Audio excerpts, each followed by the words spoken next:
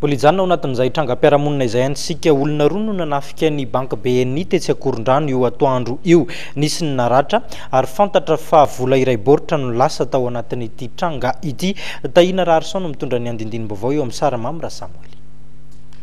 Tanoany amin'ny iray ora latsaka 10 tanoany no niseho ny fanafiana tamin'ny fotoana nahavitsy olona tamin'io.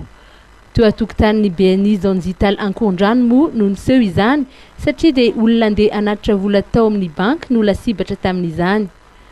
Roa nitondra moto ary mitambasy no nipoitra tampoka. Avy hatrany dia nanambana an'ireo mpanatitra vola. Saika maly moa teo anatrehan'izany ny iray tamin'ireo mpanatitra vola koa dia voatifitra teo amin'ny sofiny ary niparitaka ny raha tamin'izany.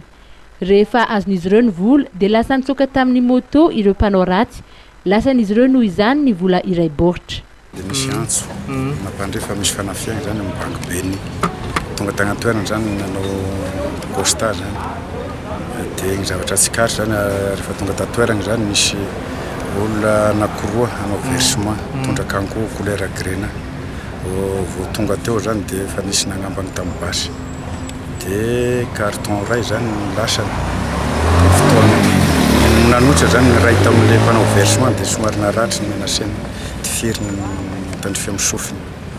Dia raha vao nahita ny naratra zany ilay chauffeur dia nitondra azy ny évacuer azy amin'ny hôpitaly. Dia mbola tsy fantatry hoe iza io olo hanao versement taty amin'ny BNI io.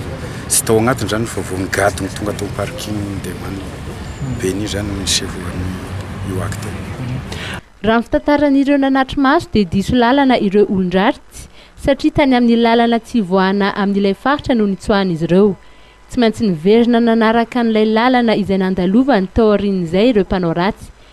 Efa nandray ndraiky ny polisy pirenena ary fantatra fa efa nisy ny fanaovana fanidina ny faritra na ny bouclage. Nisy ihany koa ny fanarahana andian'ireo mpanao ratsy. Hita teny Masay narian'ireo jiolany moto izay nentin'izy ireo fa ireo mpanao ratsy kosa dia efa tsy hita intsony.